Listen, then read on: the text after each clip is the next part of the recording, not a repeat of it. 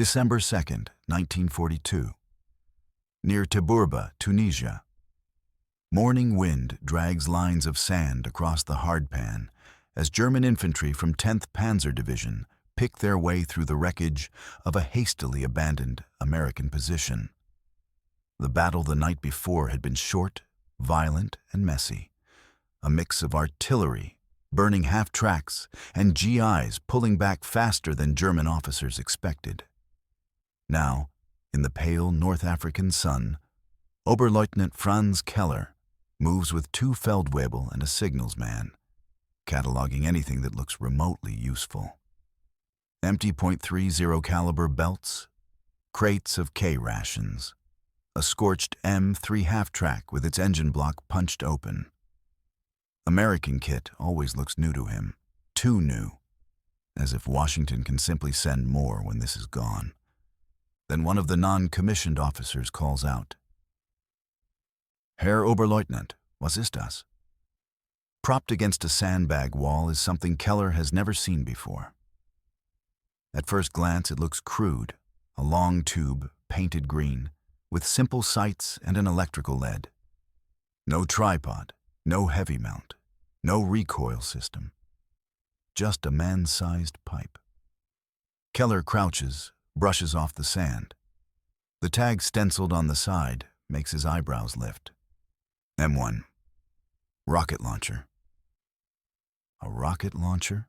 For infantry? He knows the British boy's anti-tank rifle. He knows the German 7.92mm Pesper 39, good against early Polish and French armor, nearly useless now. He knows the shaped charge principle in theory. But this is something else. It promises what every infantry officer in 1942 wants more than anything. A way for one man, not a gun crew, not a battery, to kill a tank.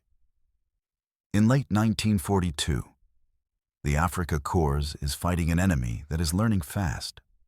American units are still green, but they bring strange new equipment ashore in North Africa. Self-propelled guns, reliable radios, mountains of ammunition. And now, apparently, handheld anti-tank rockets. Keller orders it brought back intact. That same week, similar trophies are being gathered elsewhere, not only in Tunisia, but thousands of kilometers away. On the Eastern Front, German units confronting Soviet troops begin to find unfamiliar American weapons in Red Army hands. Part of the U.S. Lend-Lease lifeline to Moscow. Among the trucks, aircraft parts, and food. The Americans have also sent the Soviets a new infantry anti-tank device. A 2.36-inch rocket launcher with a high-explosive anti-tank warhead. Some of those fall into German hands near Leningrad in early 1943. The timing is perfect and dangerous, because by late 1942 and early 1943, German High Command knows it has a growing problem. The Panzerwaffe is still feared, but Allied armor is multiplying. On the Eastern Front, Soviet T-34s and K-VI variants are appearing in what German reports bitterly call massed waves. In North Africa, American and British armor is getting better, thicker, more numerous. One well-placed infantryman with a weapon like this could turn a close-range tank attack into scrap metal. Keller's captured tube finally arrives in German technical hands. The Heereswaffenamt, the Army Ordnance Office. The officers and engineers there do what German officers always do with enemy technology. They measure it, sketch it, weigh it, and try it. The first reaction is not dismissive. It is impressed. The American M1 Bazooka is simple. A launch tube, an electrically fired rocket, a shaped charge warhead designed to burn through armor by focusing explosive energy into a narrow jet. No massive recoil, no big gun carriage. A two-man team can carry it.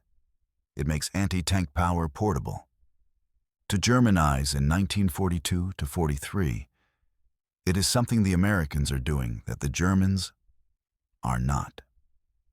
This is the brief historical context the viewer needs to understand. In 1942, the United States introduces the M1 Bazooka, a 2.36-inch, 60mm infantry rocket launcher, firing a HEAT projectile capable of penetrating roughly 70 to 80 millimeters of armor, enough to kill most medium tanks of the period. Through Lend-Lease, some reach the Soviet Union, where the Red Army employs them in limited fashion. German troops capture these examples in North Africa and on the Eastern Front.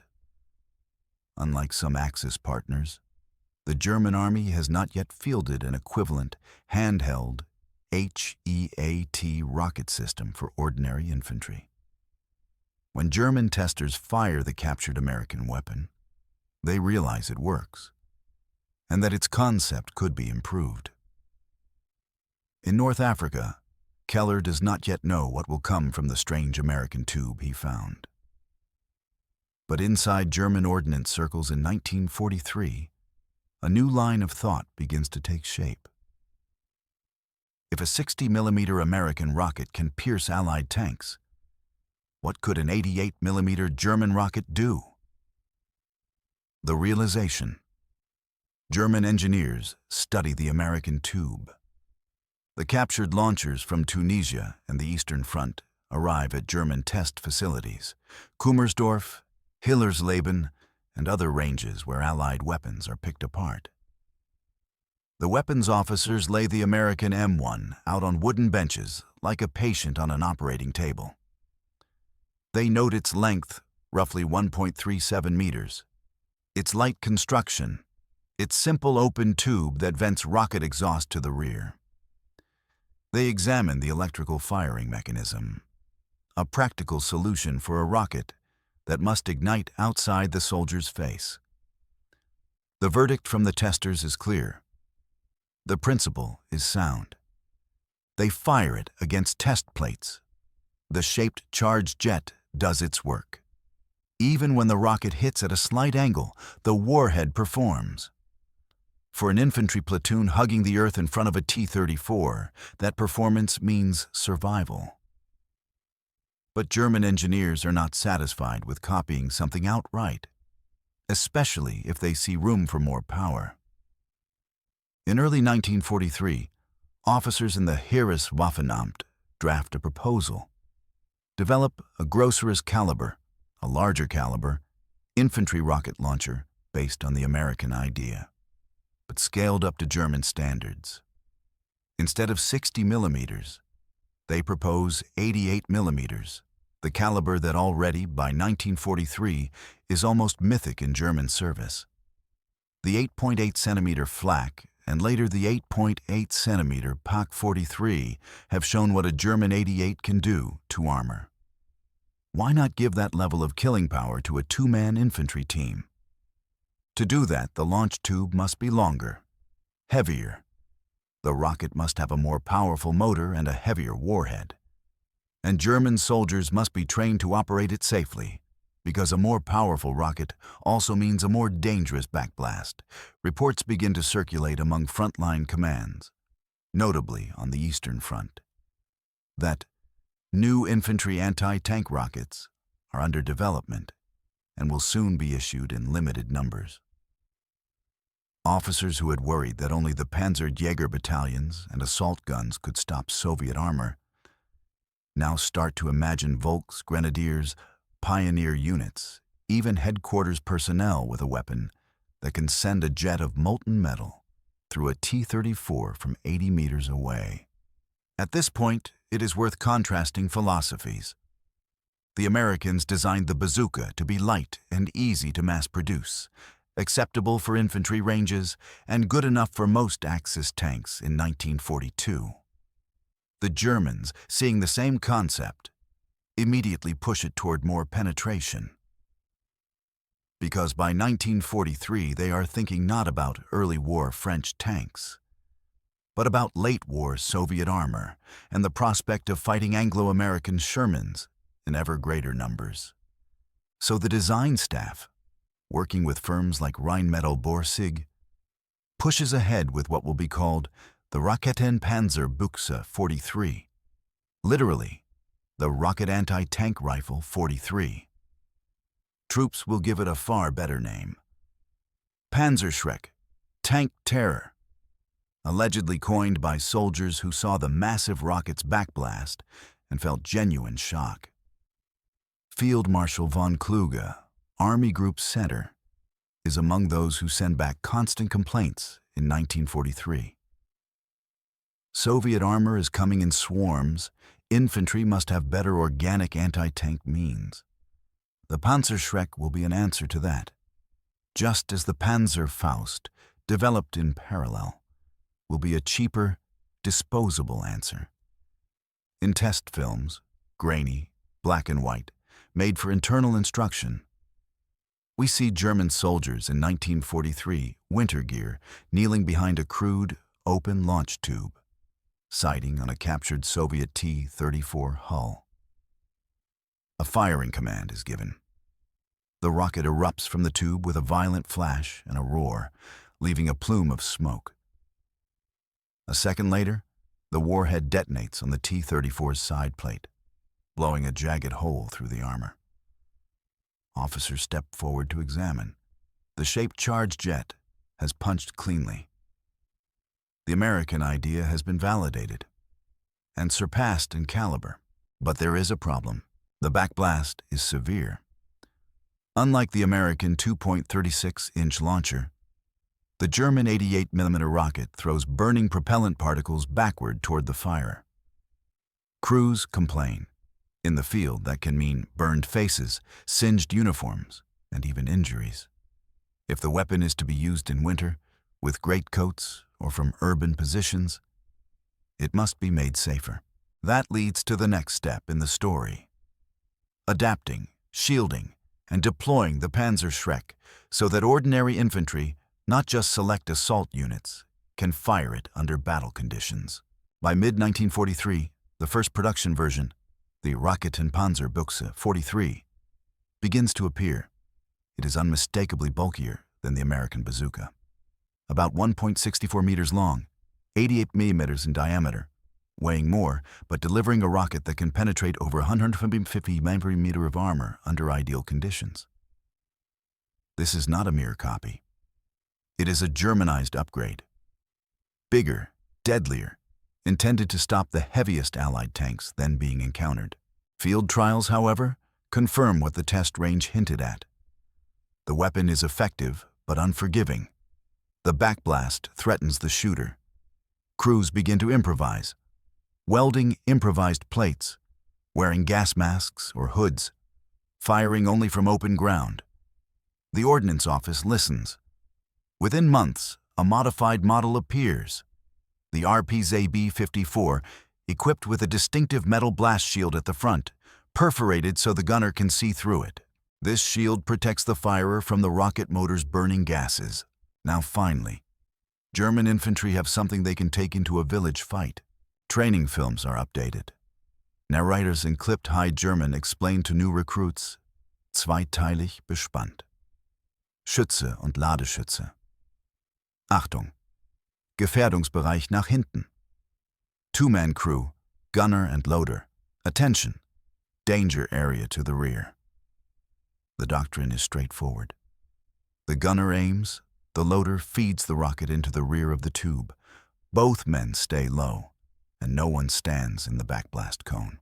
Fired correctly, the Panzerschreck can knock out a T-34, a Churchill, or a Sherman from tactically useful ranges. German platoon leaders begin to reorganize their defensive layouts to include Panzerschreck teams in likely armor approaches, road junctions, narrow village streets, gaps between buildings. In 1943 to 44, as the Wehrmacht transitions more and more to the defensive, the need for cheap, powerful infantry anti-tank weapons becomes urgent. Every tank stopped buys time, and at the psychological level, the weapon's very presence matters. because German soldiers know where it came from. Stories circulate that this is based on an American weapon we captured. Some frontline veterans who had fought in North Africa can even describe the original bazooka. Shorter, lighter, American olive drab. The irony is not lost on them. Germany, famous for its 88s and for terrifying Allied tank crews, has just taken an American idea, enlarged it, and sent it back into battle under a German name. In staff discussions, this is framed not as humiliation, but as adaptation. The hallmark of a war machine still fighting hard in 1943 despite strategic setbacks. If the enemy has a good idea, you take it, improve it, then get it to the front faster. By late 1943, the Panzerschreck is no longer a curiosity. It is being issued to Panzer Grenadier regiments, to Volksgrenadier divisions forming in Germany, even to some Luftwaffe ground units tasked with local defense. Its large-diameter rocket, the Raketenpanzer Büchsegranate, delivers the kind of punch infantrymen had begged for since 1941. But the war is changing again. In Italy, around Cassino, and later during the fighting north of Rome in 1944, German units find themselves defending towns, stone farmhouses, and terraced slopes against Allied armor supported by infantry. A well-positioned Panzerschreck team can ambush a Sherman rounding a bend, fire, then dart into a side alley. In the east, in the streets of Vitebsk, Mogilev, and later Warsaw, the weapon proves its value in urban corners where tanks cannot traverse guns fast enough. The German adaptation has worked, tactically. Strategically, however, no single weapon can reverse the arithmetic of Allied industry. And that brings us to the final turn of the story. How a captured American tube in 1942 ultimately pushed German infantry anti-tank doctrine forward. And how, alongside the cheaper Panzerfaust, it tried to hold back the armored tide of 1944 to 45. By 1944, the front has come to Germany's doorstep, not geographically yet, but in scale. On both fronts, Allies are throwing armor forward in numbers that would have seemed absurd in 1941. Soviet tank armies sweep across Ukraine and Belarus. In the West, after June 6, 1944, American and British armored divisions roll off the Norman beaches and begin pushing inland. In such a world, the Panzerschreck becomes a fire brigade weapon. In Normandy's bocage, German infantry units, often under strength, short of artillery, with few operational panzers, set up short-range anti-tank ambushes. A hedgerow conceals a two-man Panzerschreck team. They listen for American engines, for the clatter of Sherman tracks on the road. At 60-80 meters, the rocket is accurate enough. When the first tank noses out, the gunner rises, aims through the shield slits, and fires. The rocket screams off, trailing smoke, and slams into the Sherman's glacis, or, better, its thinner side armor. If it penetrates the fighting compartment, the tank brews up. The German team instantly withdraws, because Allied infantry are seconds away from filling the hedgerow with bullets. Allied after-action reports from Normandy and later from the fighting along the Siegfried Line do, in fact, record encounters with German rocket launchers, larger than the American bazooka. Some American officers note that the German rocket seems more powerful, and that German troops sometimes wear protective hoods when firing it. This is the Panzerschreck in the wild. On the Eastern Front, the weapon often fights in even more desperate circumstances. Summer 1944. Operation Bagration. Soviet forces tear Army Group Center apart. German rear guards fall back from village to village, throwing together Kampfgruppen from survivors. Tanks are scarce. What can slow a T-34-85 or a JS-2? A mine, an anti-tank gun, or a Panzerschreck at a bend in the road. Soviet tank crews, long used to blasting through German lines, suddenly take short-range hits in forests and villages from German infantry lying in wait with shoulder-fired rockets. The weapon the Germans copied from the Americans is now killing Soviet tanks given to the Red Army, partly by the Americans. The circle is complete. Yet every time a Panzerschreck team knocks out an Allied tank, 2 or 3 more seem to appear. This is where the viewer can feel the strategic imbalance. German engineers did the clever thing. They saw a good enemy idea and improved it. They pushed an 88mm rocket into the hands of infantry. They developed a shielded version to fix safety problems. They trained thousands of men to use it. In tactical terms, it worked. It gave German platoons a way to punch above their weight in 1943-44. But the Americans, whose bazooka inspired the Panzerschreck, never stopped producing. Shermans rolled out by the thousands. Tank destroyers, self-propelled guns, and close air support all backed them. On the Eastern Front, the Soviets did the same with T-34s. Germany was now using high-quality, high-penetration infantry rockets, largely because it could not match Allied armor 1-for-1 anymore. In the final winter of the war, 1944-45, in the Ardennes, in the defense of East Prussia, in the brutal house-to-house of Königsberg and later Berlin, the Panzerschreck stands beside the Panzerfaust as the last-ditch armor killer of the German infantrymen. Volkssturm units, Hitler Youth and exhausted veterans alike, take them into basements and alleyways.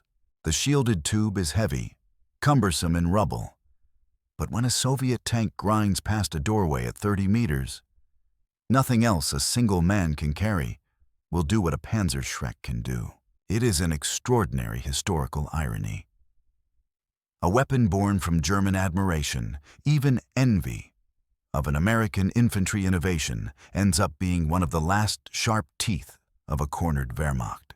And this is the core truth behind the title.